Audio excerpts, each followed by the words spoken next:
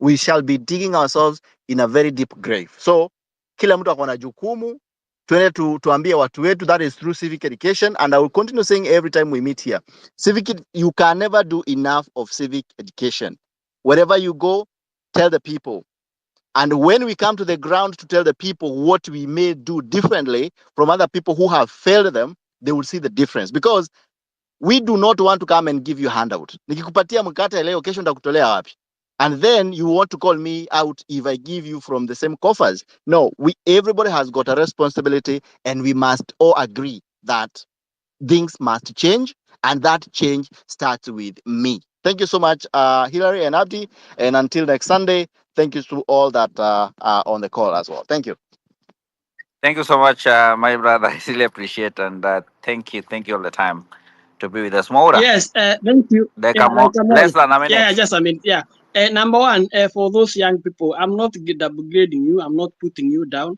I have young people who work for me, because if I have a young electrical engineer who works for me, a quantity surveyor, I have to listen to what they are saying. So, what do I start to gain by downgrading you? So, it's together. Number two, and this is the most important one. Nataka mshike hapa.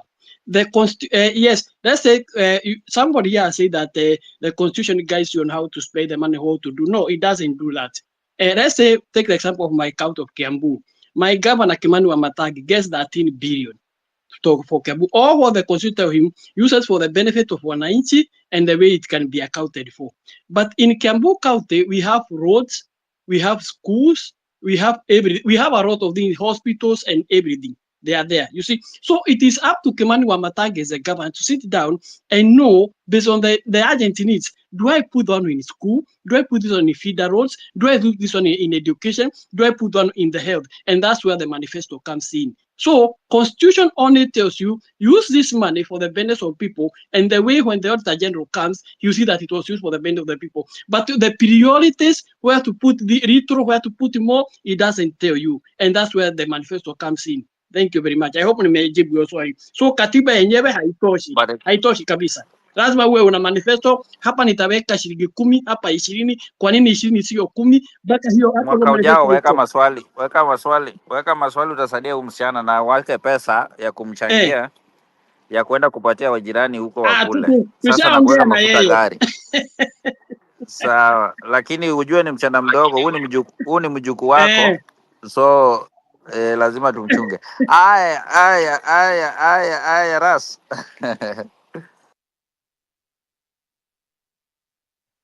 Thank you. Mimi hata leo ndio na learn Wanjiru anaendea ugavana. Hey, ni sawa sawa. Let me not laugh, but since I know Wanjiru's spokesman is Nderitu, I'm sending you to your governor. Your governor, remind your governor there's a lot in happen huku chini. And this is on nasijachongoa mtu.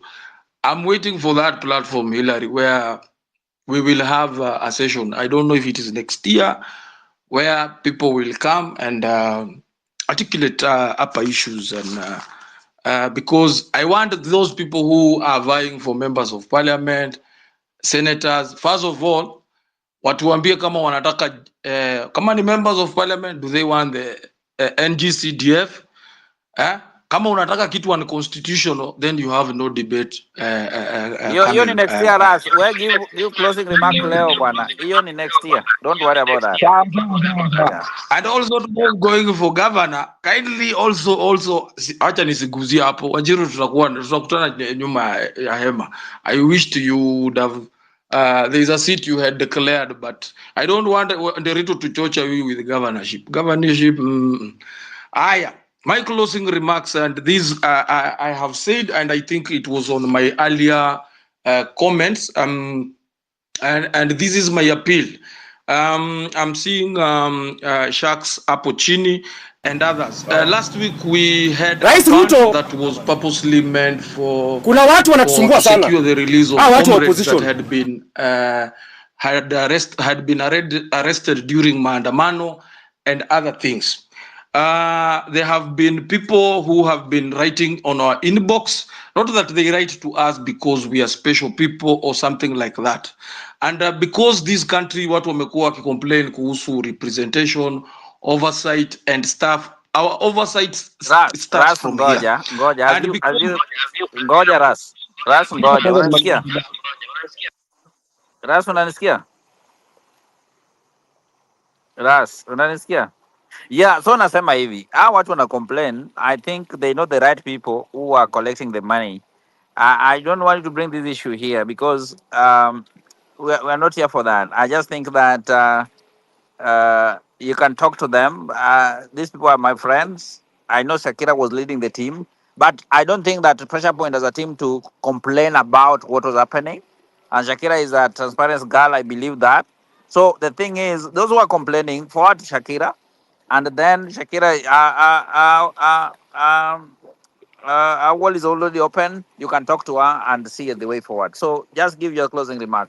It will be important for very us. well, very well. And those people that are complaining, I didn't put it to bring Shakira on the limelight. You are here. Don't write to me. You have been advised by Hillary, and I've stated I'm not a special. The only thing mimi na aspire ni kuwa na oversight.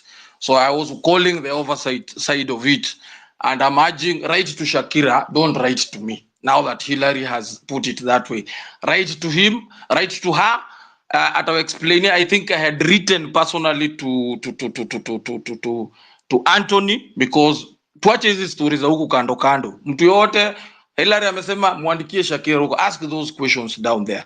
Now that was my main concern I had submitted, but as we aspire for a good country, let us also behave as people who aspire for a good country, and also let us set realistic zile vitu zenye tunaweza pata. MCA anatakikana, member of parliament anatakikana. Tafadhali huku chini ndio tuko na shida, tuanze kurekebisha huku chini. Bye.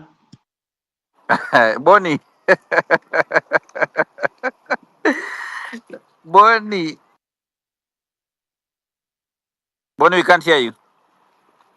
Maybe you are using earphone. Check if it is connected. Check it up. Abdi, you can wrap up. Maybe Bonnie akirudi, we can finish. Okay. Maybe Bonnie amepotea. Yeah, Yeah. connection Can you yake hear me? kuna Okay. shida. Let's just close. I think we have Can you hear me? Hey, spoken. Bonnie. Oh, it's back. It's back, Abdi. All right, sorry, you can hear me, right?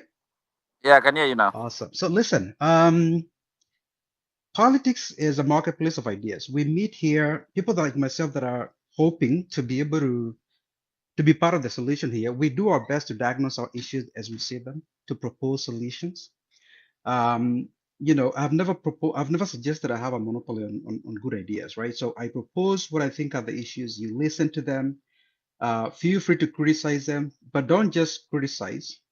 Identify what the weakness is in my proposed solutions, and then tell us what you can do. I was listening to Ras, essentially saying that I'm going to have a lot of problems on the ground, which I'm not naive. I understand that we need to do a lot of work when it comes to, for example, civic education, and I spend a lot of time on that. But leaders do much more than identify issues. We educate people. We try to make everyone see the issues and how we can best address the issues. So don't do lazy politics of just identifying issues. I want you to say, this is wrong, this is why I think is wrong, and this is how we can best solve the issues.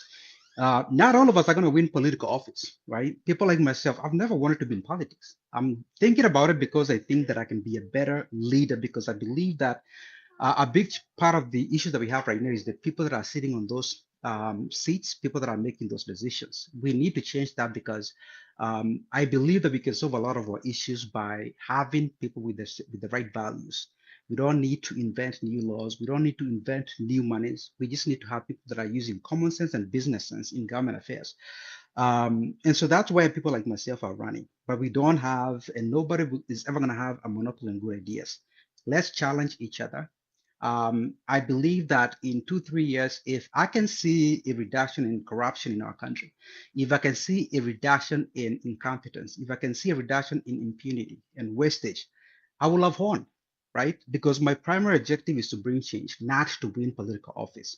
So let's focus on that. And again, let's get into the business of solving issues, not just identifying issues. Thank you. Abdi. Sante sana, thank you, thank you. I think we are coming to the closing remark tonight. I think we have spoken truth to power. I think we have exposed how Parliament has abandoned its duty, how the executive treats citizens as mere human capital, and how corruption has turned our institutions into den of betrayal. But beyond the anger, I think there is clarity. Kenya is at crossroad. I know. We either accept silence and or slide into tyranny. We rise, reclaim our nation. Struggle is not about tribes or religion or regions, I think. It's about justice, dignity, and the soul of our country, I think. The youth have shown us courage, but courage must now meet organization. Anger must turn into action. If we stand united, history will remember this moment not as the death of hope, but as the rebirth of Kenya. The future is not theirs to decide in boardrooms and backroom deals. It is ours to shape in open space together. Asante sana. Well, thank you so much, Abdi. Thank you so much, Boni Mwaura. Everybody who was today, we, as the pressure point, we really thank you so much. As we wrap our today's session of State of the Nation, I want to thank everyone who has spoke, who have joined the conversation, whether spoke or listened, that are good. There's an issue that we are facing, and they are urgent, guys. They are real, and they affect each and every one of us. So, if there's any one thing that we need to walk away with today, that let us not be silent, but awareness with action is also what? Observation. Let us stay engaged, let's be informed, and most importantly, stay vocal. And Pressure Point is calling everybody to stay awake and all every time to give his own views and to make sure that we are united. And we as Kenyans, let us be together as we move forward and choose wisely. Thank you so much. See you again on next Sunday, same time, same place, 7 p.m.